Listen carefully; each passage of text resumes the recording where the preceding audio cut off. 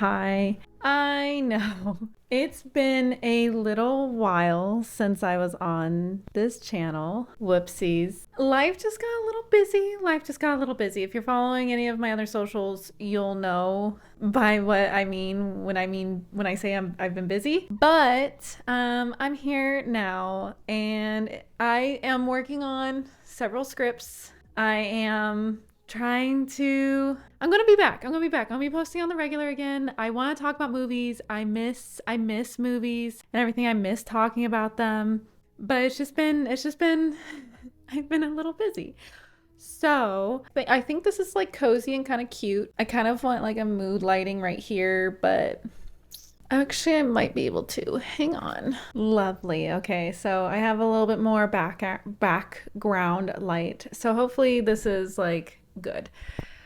But anyways, so why are we here today? Well, I have a lovely notebook that has a bunch of notes and is a script, and the title of it is The Gold Standard of Anime. And I wonder if you guys have a guess on which show I'm about to talk about. You're probably all going to hate me for this or whatever, because I feel like whenever I say this, people disagree with me. But then like you go online and it is one of the top rated animes of all time. So, but it's just like not, I mean, it was released a while ago, so it's an older anime. So I've been wanting to do this video for a while. I love this show so much. This is one of the first animes I ever watched. And not only did it help me fall in love with anime as a whole, it also kind of set this tone and standard for all anime. And I like kind of like shows in general moving forward. You probably still haven't guessed which anime I'm talking about. It has been at the top spot of my anime list for years. Still no guesses? Here's another hint. It has inspired creators to make their own insanely popular projects, such as Attack on Titan and Arcane. I'll tell you anyways. It is Fullmetal Alchemist Brotherhood. Not only did it boost popularity of shonen anime with deeper themes, it normalized simulcasting and legal streaming. It also set the standard for faithful manga adaptation. So now I have a weird question. Why does Brotherhood exist? Because back in 2003, there was another anime called Fullmetal Alchemist that was released. This was the original manga adaptation, and to this day, it's still extremely popular, and it actually holds a pretty positive reception. But the manga was still ongoing when FMA 2003 came out, and so the anime starts to diverge very heavily from the manga, with the second half and the ending being entirely different. Once the manga was completed, I'm going to butcher this name, so I'm really sorry. Hiromu Arakawa, the creator, and Bones Studios decided to faithfully adapt the manga. Hiromu was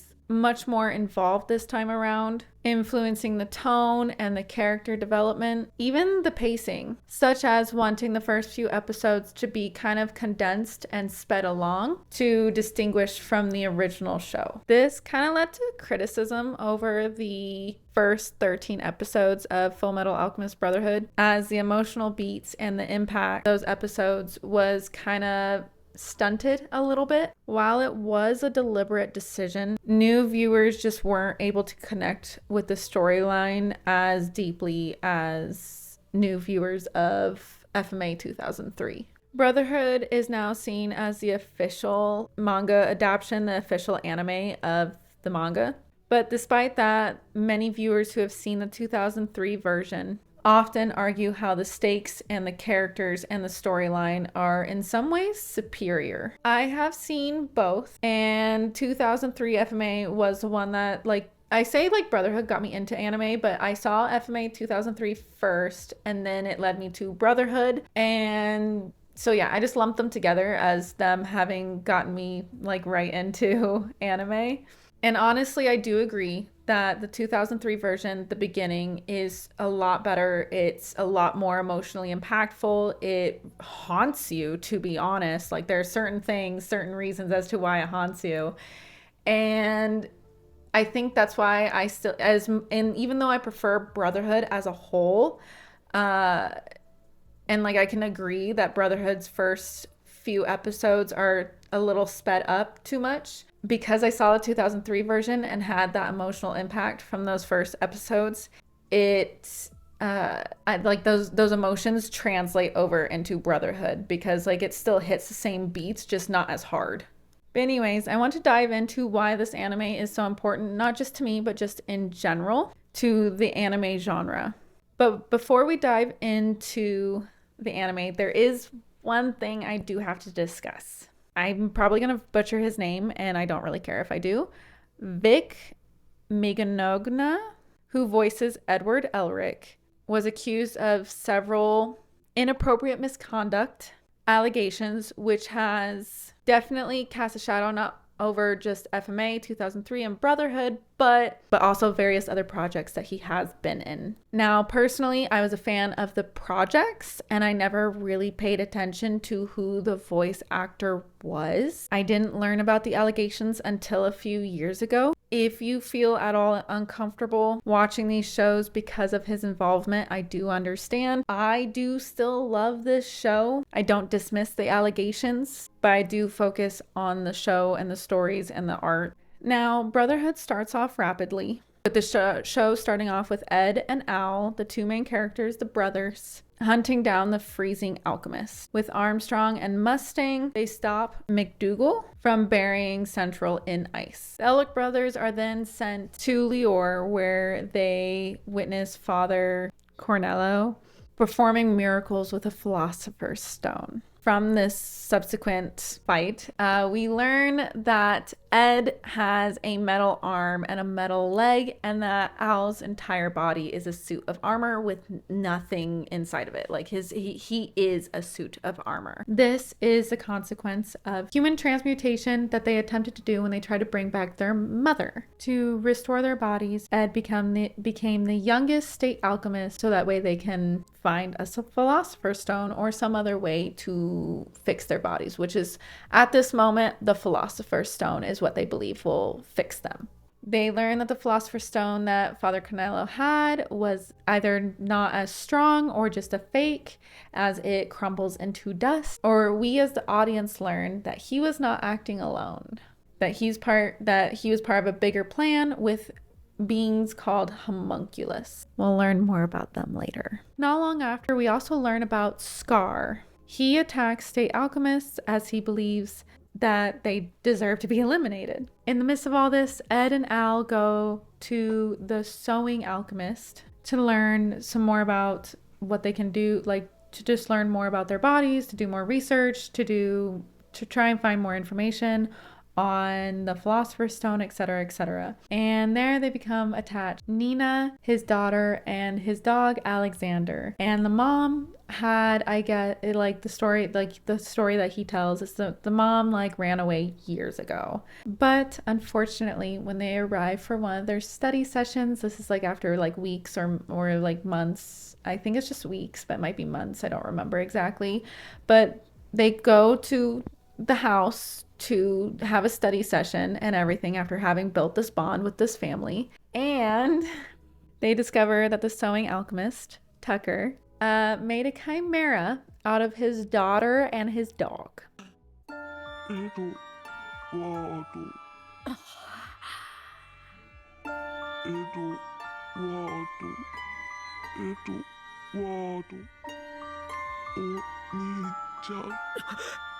And there is a scene where the dog with Nina's hair is sitting there, like looking pitifully up at Ed and saying like Ed's name and play with me.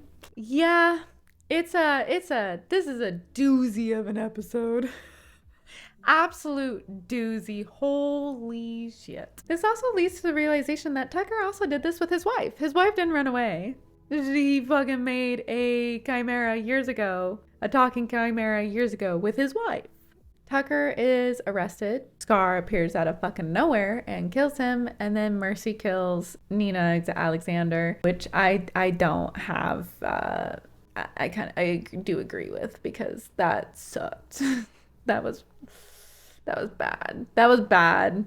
And this also is one of this storyline in particular is like the number one complaint about Brotherhood, because the 2003 version is horrific. It gut punches you. It's like, I think, multiple episodes. It's just heart-wrenching. Like, I was a sobbing mess the first time I saw it.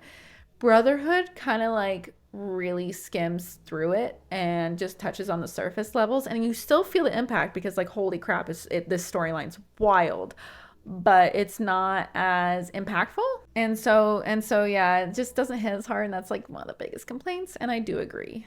Back to the story. Ed and Al, after Scar attacks Tucker and Nina, he then attacks Ed and Al, and they discover he's an Ishvalan. But they do manage to defeat him with the assistance of Mustang and the army. But they do get pretty severely injured, so after this they are sent to Rosenbol to be repaired by childhood friend Winry and pseudo grandmother figure Pinako. After which they move forward on their journey of trying to fix their bodies. They find the Central Library's first branch burned down, but they still are able to decipher Marco's notes and discover that Philosopher's Stones are made with human lives. This leads them to the 5th laboratory, where they discover failed human experiments of empty suits of armor as well that are similar to Al. This leads them to the 5th laboratory in order to deep dive further into the human experiments.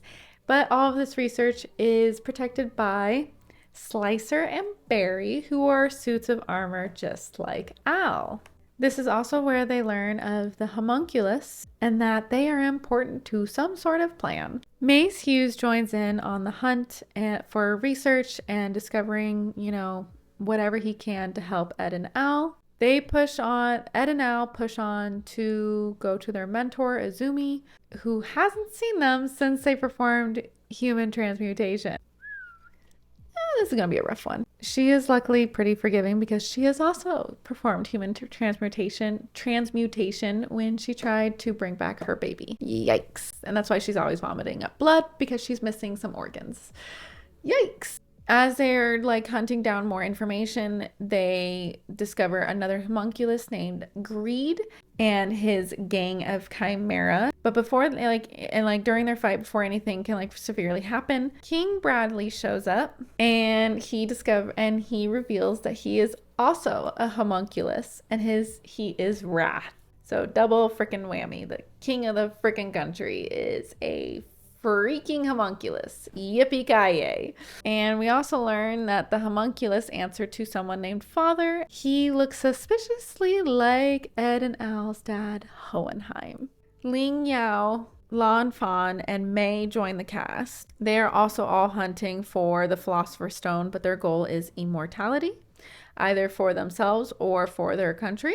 Scar and Mei team up. Hughes discovers some secrets in the research, but before he can inform anyone about it, Envy pops up out of nowhere and kills him, all dressed as his wife. I've got a wife and daughter waiting for me, so the last thing I'm gonna do is die on them. You look surprised. Yippee-ki-yay. That's a messed up. Even though Hughes knew his wife wasn't the one shooting him, can you just imagine those last moments?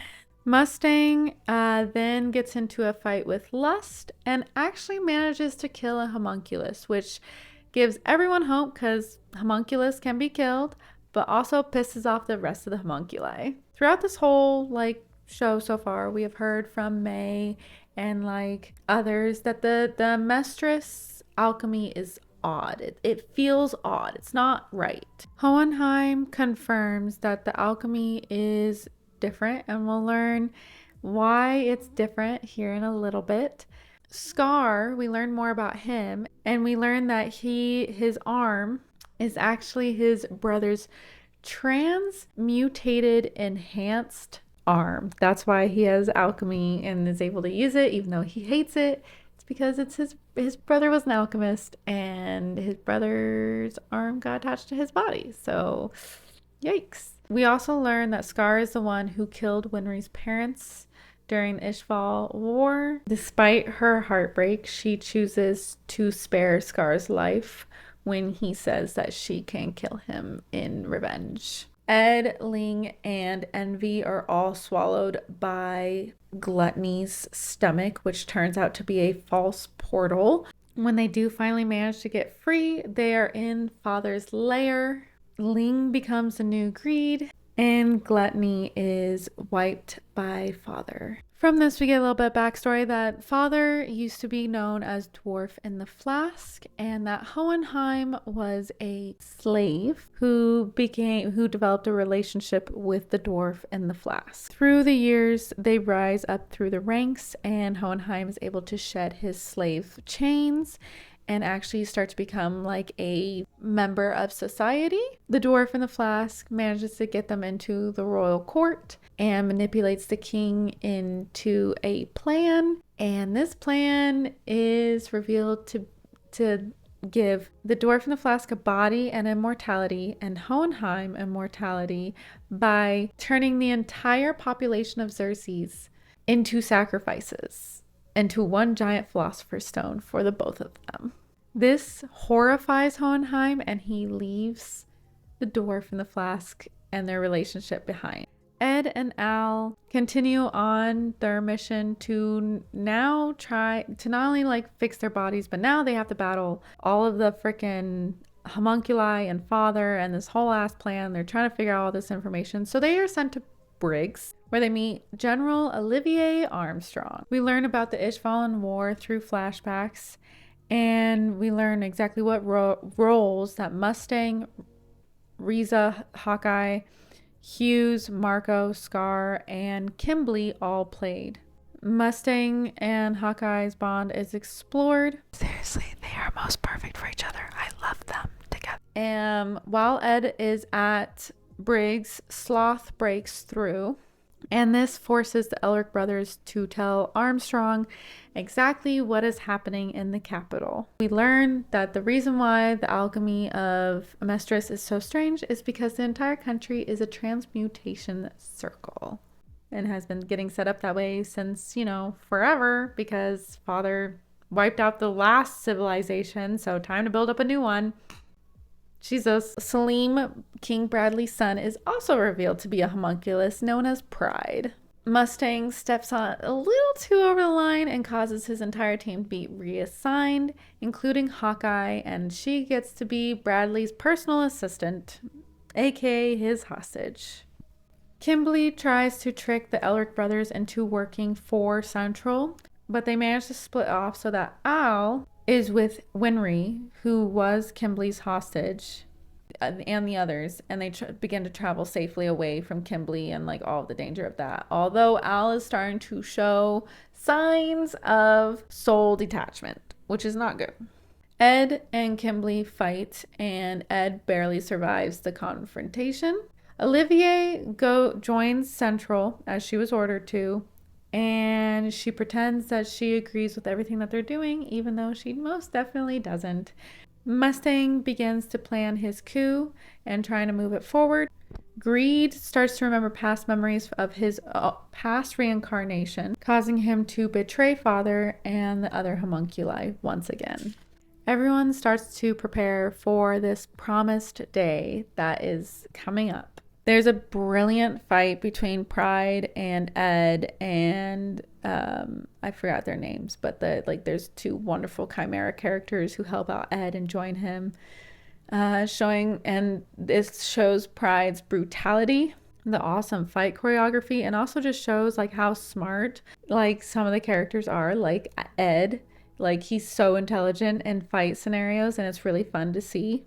Olivier launches an attack on Central HQ. Mustang's group launches their own attack. Hohenheim confronts Father.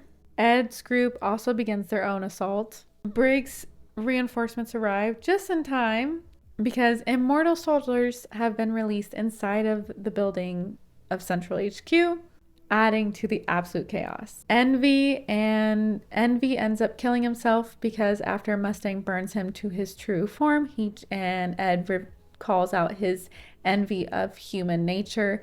He can't take it anymore and kills himself. Mustang, but it still isn't enough, and Mustang is forced to open the gate of truth, losing his eyesight as part of the process, and becomes the final human sacrifice that Father needs to move his plan forward.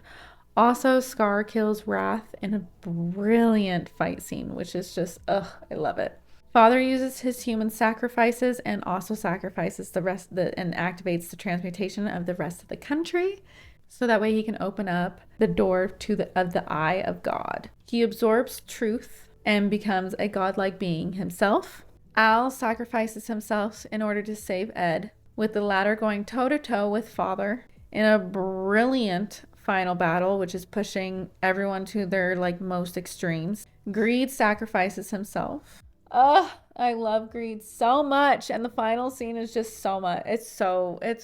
Greed is brilliant. I love Greed. Ed defeats Father, but Al is still gone. So Ed reopens the gate of truth and offers up his own truth, his ability to use alchemy as payment in order to get Al's soul and body back. Equivalent exchange is fulfilled, and Truth is thrilled that Ed chose to give up power for love. Hohenheim dies peacefully at his one true love's grave.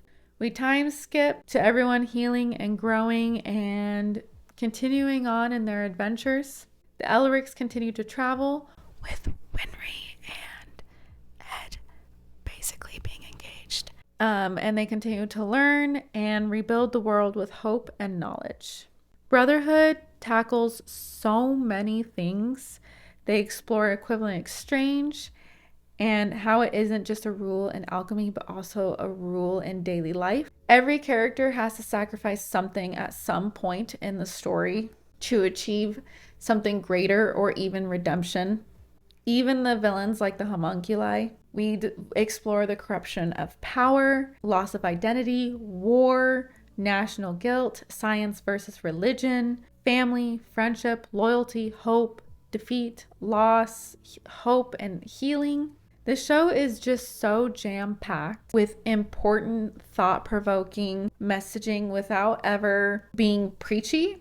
And the cast is huge, but all of the characters, including the side ones, have such a vast, rich character development and storyline, and they're wonderful and memorable, and you feel your heart, and you love each and every one of them. You become bonded with each and every one of them. This show is held together by the brothers Ed and Al, and that is the central part of the story, with everything complementing their relationship. I love this show. I love it. If you have seen it, let me know your thoughts and feelings. Let me know how you feel about it and all of that. I fear I have rambled enough. Again, I am sorry for abandoning for so long. I am working on more projects. I am working on some more scripts. I've seen some amazing movies and some amazing shows, and I want to talk about them. Let me know if you guys have anything in particular you want me to tackle. Thank you. If you enjoyed this video, please leave a like. And if you want to see more content, which I swear is coming, please subscribe. And until next time, bye.